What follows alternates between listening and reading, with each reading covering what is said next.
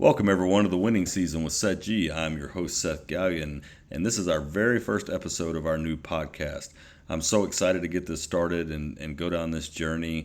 I've been an avid sports fan my entire life. I love to talk sports. I love to analyze sports. I love to be involved with sports in any way that I can. And I've wanted to start a podcast for a really long time. And so this is the beginning of that. So welcome to everyone, and thank you for tuning in. I want to start with a little bit of my story. I have been an avid sports fan my whole life. I don't recall an age that I was not involved or interested in sports, and I was watching sports and analyzing sports, playing sports, and that has carried on well into my adult life, and it's just something I have an incredible passion for. I grew up in a home where me and my brothers played sports. We watched sports all the time. My parents, my grandparents. And we were, really ingrained, I guess, with baseball and basketball. Those are really the two sports that we watched a lot. Fell in love with both of those. I love playing the game of basketball. I loved watching baseball, and still do to this day. And growing up as a kid in the early to mid '90s. Everything was about Michael Jordan and the Bulls, certainly from a basketball standpoint. I was always so impressed with how he showed up every night. Didn't matter where they were, matter where they were in the season. He just came with a level of excellence every single evening that I was very, I guess I would say maybe a little bit mesmerized when I was a kid that someone could be that good at something. And a lot of it, I think what I realized over time was how hard he worked at it. And I think you heard a lot of the stories after he retired about, how he was in practice and just in general. So I think, growing up as a kid, even at a young age, I realized how special that was and how special it was to get to grow up watching, a player of that magnitude. And then, on the baseball side of things, I really grew up a big Braves fan and have been my whole life and am today. I remember growing up as a kid, they were so bad when I was a little kid. They were a terrible team. They were a terrible franchise. And I was glad to say as I got a little older, that changed. And it's been a really good run as a Braves fan. I know could have won more World Series titles than we have, but certainly, it was always enjoying watching that growing up. And, as I got into my adult years, getting to watch Greg Maddux and John Smoltz and Tom Glavine and Chipper Jones and Andrew Jones and that crew, they were so much fun to watch. They were so good across the board, whether it's pitching, hitting. Their defense was Andrew Jones is still the best defensive center fielder I've ever seen, and he just did it effortlessly, and I just always thoroughly enjoyed that. I think some of my memories from a sports perspective in my childhood, I mean, Sid Bream's slide and to beat San Francisco in the playoffs is one of the most iconic moments in Brave sports, and it's something that every time I see that ball go into left field and see him come around third with his blinding speed, I still get chill bumps watching that. It was such an incredible moment. Seeing the Braves win a World Series certainly was incredible, and then. When the Grizzlies came to Memphis, I grew up right outside of Memphis, and I became a really big Grizzly fan, and still am today. And getting to watch them through those grit grind era with Tony Allen and Zach Randolph and Marc Gasol and Mike Conley was just so much fun. And then I think that my love of the game actually comes from maybe an odds place around. I'm always fascinated how sports is such a game of inches. You watch these athletes competing at the highest level, and I think about an NBA game that's a 48-minute game, but it comes down to one or two possessions across that entire game, or a soccer match where one bounce decided the entire game. When you get athletes playing at these elite levels against each other, the margin of error is so small, and you see these incredible moments of victory in sports. And then, of course, you see the other side of that as well, as just the incredible impact of defeat when one of those things doesn't maybe quite go the way that certainly the team would have liked. So, to kind of wrap this segment up, I think it's really about my love of sports, the competitiveness that it brings on the playing field, and just my enjoyment of talking about it, and feeling like I get to be a part of it, which is really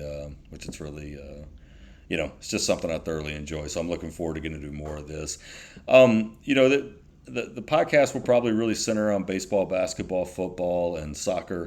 As I got older, I kind of fell in love with soccer, specifically the Premier League, and definitely a Manchester United fan, which I think a lot of times people might say that what's the term, a champion chaser. But I want to be clear that since I became a Manchester United fan, we've won almost nothing. So I'm not so sure if I'm the problem or what. But anyway, I've thoroughly fell in love with soccer, and it's just become a big part of my sports world. And then the other two things I hope to deliver in this podcast is really variety. I want to make sure that we cover a lot of different topics, whatever's going on in the sports world, whatever the story is, whatever the focus is, whatever time of year it is. I'm always interested in talking about any of it and breaking it down. And so I think that the podcast will come with a lot of variety. And then I think the other piece is just really, I hope it's just a really honest conversation about what sports is, and in some cases what sports isn't. Certainly today we can get enamored with things that at the end of the day probably don't matter that much in sports. And certainly my goal in this podcast is to keep everything very honest and in the moment and sports focused. I would like to call out from an honesty perspective. I am biased towards my teams, and that will come out, and I'm very proud of that. And so just take that into account. If I'm doing an analysis on any of my team, remember it's coming from a place of fandom, and there may be a little bit of bias in there, but I think that's okay. We all have that as sports fans. So let's jump into the rest of the show today, and let's get into our first topic, which I want to talk about the World Cup. What a just an incredible beginning to the World Cup. I feel like when it came here back in the 90s, it was a very foreign thing. It was just not something that we as Americans paid too much attention to. It was neat to host it, and I think we were kind of introduced that, I think most of us always knew that soccer was supposedly the most popular game in the world, and I think that in the early 90s we were kind of exposed to how big it was. But man, this time around it's so different. We as a country have grown a lot in so many ways, and especially in the soccer arena, and it's just been for a soccer fan especially, it's been a lot of fun to watch. There's still a lot of soccer left to be played, which I think is going to be so much fun. And I'm going to continue to call it soccer. I'm an American, and that's what we call it. So hopefully no noise around not calling it football. We certainly have our own football. The stadium is being packed. The energy that's brought to the game, all the national pride that you see from all these countries all over the world, is just so much fun. And I've enjoyed every moment of it. I think when we talk about the tournament, I think going into this, England is the team that I thought had a real chance. I think moving from Gareth Southgate to Thomas Tuchel was a huge advantage for them. That team is loaded across the field. I think Southgate was always way too conservative of a manager, and I think Tuchel brings a whole different level. And I think we've seen that. We saw that in the first game they played, and they looked phenomenal. Now, typically overreact like most sports fans, so they did not look great in a tough game against Ghana, and so we will see where this tournament takes them. But I definitely would say I think England is a team that's going to have a say when it's all said and done, and certainly expect them to go a long way. And I'm interested to see as they get into the knockout rounds and all the teams begin to play a little bit different level competition, how far England can really go. But I would definitely say that team is more than talented enough, they're skilled enough, and they're tactical enough with the right coach that I think they can definitely make some inroads there. And then I think the other piece too is that the Americans, I do think this might be one of our most successful World Cups ever. Do I think we can win? No. Just being honest, I don't think we can. I don't think we're good enough to win the World Cup right now. But I do think that this team is a huge step in the right direction, and I can't wait to see how far they go, and certainly have enjoyed watching them play. They got a game coming up, Game 3 of the pool. It's a meaningless game. It means nothing. I am sure I will overreact to the outcome, but I'm going to try to keep myself in check and remember that at the end of the day, the game does not matter.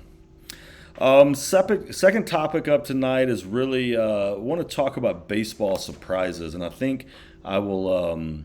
I think I'll start with, for me, is what's been the biggest surprise this year, and that's the Chicago White Sox, the Southsiders, 39-36, holding steady in second place in the American League Central. Just a team that's been bad for a long time. It's hard to say it any other way. Just really question what that franchise has been doing over the last, call it, 10 years.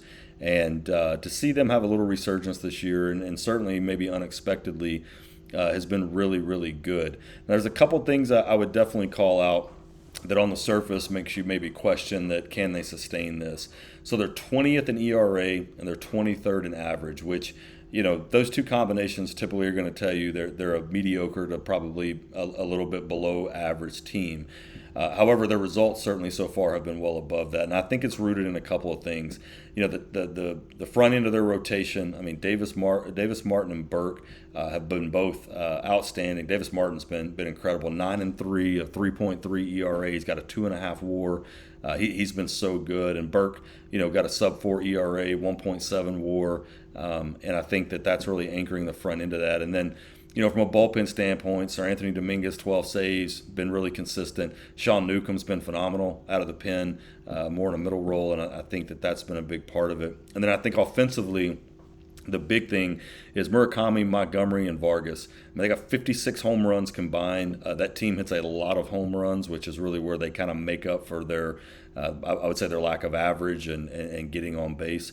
But they do need to get Murakami back. Obviously, I think he's a big piece to what they're doing, and he's been incredible, in his first season in Major League Baseball. But hats off to the White Sox. Really, again, a team that I know I expected absolutely nothing out of to start the season. They've been fun to watch. The stands have been packed. I mean, the South Side's having a good time supporting that team, and they're fun to watch. I think long term, for the rest of the season, prediction wise, do I think they can win the American League Central? Probably not. I think the Guardians are still the best team in that division, and I think at the end of the day, that they're probably, I think they should win the division. But what I think's intriguing is that can the White Sox continue to hit home runs at the pace they have, and can they sneak into a wild card spot? And I think the answer to that question is they probably can. And I think they have a real possibility of getting in the wild card. And I think it'd be just really, really good for baseball to see the White Sox back in the playoffs. And I'm certainly looking forward to the rest of the summer and to see how they do. So hats off to the White Sox for the start to the season. The sample size, you would argue is probably large enough that this is probably a team that's 3 to 6 games better than 500, which again I think is a huge step in the right direction for them. But very interested to see can they hold that up. And so more to come. I hope on this show about the White Sox down the road if they continue this. But definitely probably the biggest surprise so far this season. Moving on to the next topic, we had a really, really good series between the Brewers and the Braves over the weekend. Honestly, going into the series, the Brewers have been playing really well. They, I think everybody knows they've got incredible pitching. They kind of grinded out offensively, and the Braves honestly have been in a little bit of a tailspin. And so certainly my expectations were low. But a couple of maybe call-outs from that series that I thought were interesting. First of all, outside of one inning in the third game, the pitching was outstanding on both sides. I mean, both teams. Starters all the way through the bullpen. The pitching was really, really phenomenal. In games 1 and games 2, I mean, the Braves got up off the mat from behind to come back and win. And, game 3 got out of hand with a bad inning early on for Bryce Elder. But, at the end of the day, it was a really, really, really good series. If you like good pitching and you like really, really tight games like that, first 2 games, especially in the series, were excellent. And honestly, if you'd have told me going into that series the Braves were going to take 2 or 3 with the way the pitching was lining up, man, I'd have taken that all day and told them not to play. So I think at the end of the day, it was a good series for the Braves. Again, in a time where they've not played real well. They've got a lot of challenges on that team right now, and it was good to see. With that being said, I do think Anthopoulos has got to do something. The starting pitching, just really dealing with injuries. They got a chance to get some of their young arms back here and call it the next month.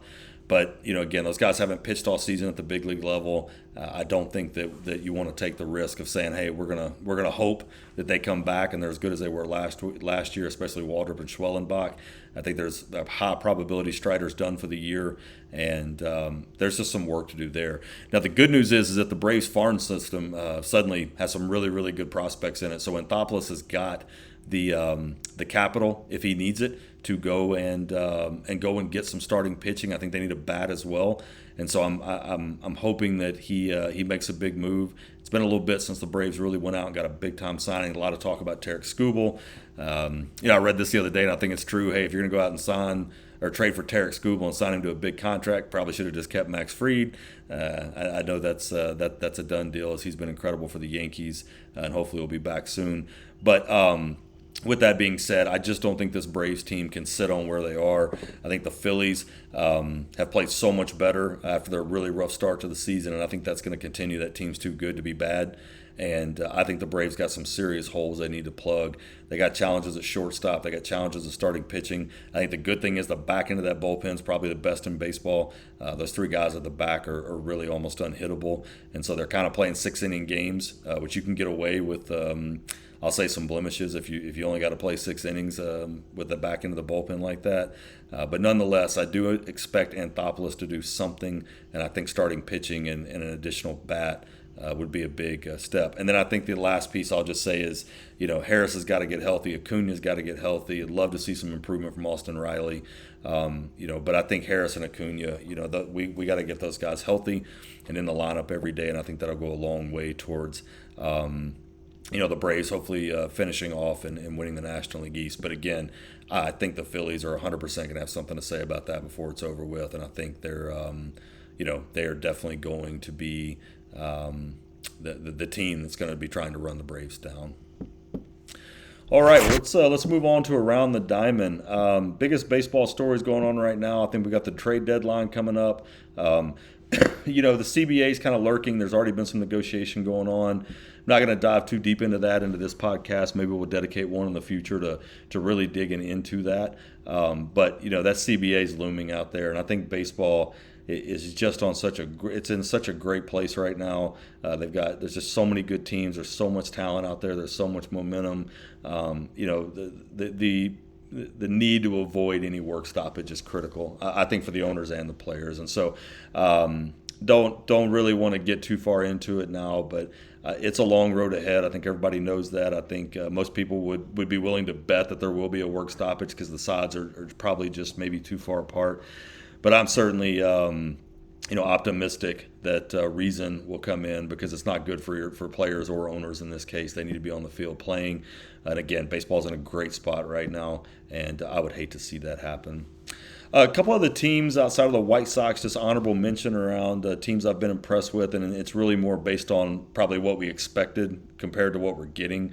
The St. Louis Cardinals, a team that last few years has been really, really poor. It's tough to look at that team on paper, certainly at the beginning of the year, to think they were going to do a whole lot. And the fact that team stayed over 500 and been really competitive across the board, I think is really awesome. And then I think the A's are another team we all I think going into the season, you knew they had a really good lineup. I think we also knew they probably didn't have enough pitching. But that division is so weird right now. The Mariners got off to a terrible start. They've been better. But basically if you're at 500 on any given day right now, you're winning that division. And, the A's are hanging in there. And then one other comment on the A's I think that's interesting for those of you that may have seen, they played some games there in Vegas at the minor league stadium. And, man, that place was a launching pad. And so I don't know if the new stadium is going to play like that. If it is, I hope they took that into consideration. We may have a Coors Field situation on our hands. But, man, the ball was jumping out of there, and guys were just hitting, huge tape measure home runs. And so kind of looking forward to them getting in a new ballpark and see how that plays. But certainly if that minor league stadium is any indication, and that lineup is built for a lot of power. And, again, they're really, really young. So I think the A's are really intriguing, and I'll be interested to see how they finish off this year as they, get forward to make their move to Vegas. And then I definitely want to take a minute tonight. Who is the player that's impressing me the most? And I think this is a little bit of an odd. Maybe I think a lot of people kind of miss out on this, but I really want to talk about Luis Arraez. He's such an interesting player. I feel like every offseason he's trying to find a home, and I can't get my mind around that. I have no idea how this guy is not wrapped up somewhere for the next 5 or 6 years. I get he's a little more of a major league player from 20 years ago. I get the game has changed a lot. But, when you really start digging into it, it's hard to look at that guy and say, hey, he just doesn't fit today's game. His WAR this year is 2.4, and in comparison, that's half of what Otani's is. And again, Otani has the luxury of getting to pitch as well. But interesting enough, you think about Jose Ramirez with the Guardians and Juan Soto, perennial all-stars, huge contracts. These guys are great. Luis Arraez's WAR is better than both of those players this year. And again, he puts up incredible at-bats, hitting 321. He's knocked in 30 runs. I get it. He's not going to hit a ton of home runs. But he's such a joy to watch at the plate. I mean, he is a surgeon. I mean, fouling balls off, getting a pitch to hit, getting himself on base. He just kind of wreaks havoc across the board. And so just want to take a minute on this episode, really, and just, call out that Luis Arraez is a player that I'm always confused why he doesn't get a lot more love. And again, I get he doesn't fit the current mold of what we think about in current or modern day baseball. But man, I'll tell you what, I'll take Luis Arraez on my team any day, any place, and I'll be really, really happy about it. At any point. So good, shout out to Luis Arraez. Love watching him play, and if he's at bat, take a minute to watch because it's always a joy. And then maybe a little too early prediction, and I know this isn't going to be crazy, but yes, I think the Dodgers are the best team in baseball. I don't know that it's even maybe that close. But I think, what I love about sports is it doesn't mean they're going to win, right, at the end of the day when it's all said and done. And I'm so intrigued of some of these teams that I think are maybe one or two pieces away from really being in contention with the Dodgers can get those pieces here at the trade deadline. And then, can they really take them on in the playoffs? Can they absolutely can they get beat? Sure, absolutely they can. It'd be tough, though, if you were going to place a bet as a baseball fan, no matter how much you may not like it. The reality is that you'd bet on the Dodgers because you can't look at that team from top to bottom and think that someone's going to beat them in a 7-game series. I get they're kind of the evil empire right now. They spend money at an absurd rate that nobody can compete with. They've got basically a roster full of nothing but all-stars. But that's what I love about baseball and I love about sports. It doesn't mean they're going to win. And so we'll see how that plays out through through the rest of the season. All right, winning season. Our winning season moment of the week. Got to be Team USA. I mean, Mauricio Pochettino and the U.S. men's team, they've already won their group. As I mentioned earlier, the third game doesn't even matter, and definitely awesome to see. I've so thoroughly enjoyed watching them play, and again, I can't wait to see them move into the knockout rounds and see how far this team can go. But they're a lot of fun to watch. If you haven't watched any of the games, whether you're a soccer fan or not, I highly encourage you to. They're a fun group to watch. The atmosphere is incredible. The games are incredible. And shout out to Pochettino because I think he's really changed the makeup of that team, and he's making a huge difference. All right, guys, looking ahead here over the next week, World Cup. Can't wait to keep watching every game. Certainly next week's episode, we'll be talking World Cup, and we'll be further into the tournament, so I'm looking forward to that. I think, some of the storylines, certainly MLB as we get into some of the tough days of summer, looking forward to see where that takes us. We got the European transfer window going on in soccer. We got the NBA draft, which we'll be talking a lot about next podcast, and there's just a lot going on in sports right now. So plenty of content, plenty to talk about. Kind of got to pick and choose what we can and can't talk about due to time. But I can't wait. And then next week, as I mentioned, we're going to be talking about the World Cup. We're going to talk more MLB. We're going to be talking NBA draft. And don't think we'll see a lot of transfer news out of Europe with the World Cup going on. But certainly we'll continue to follow that really, really closely. I want to thank you guys so much for tuning in to our first episode. If you like what you're hearing, please subscribe, follow me on social media, share the show with friends, family, anybody that you think might be willing to listen. And can't wait to get on to episode 2 and continue to bring content to this podcast. So you guys have a great evening and enjoy the week, enjoy all the sports that are ahead of you, and we will catch you on the next podcast. Thank you for listening to The Winning Season with Seth G.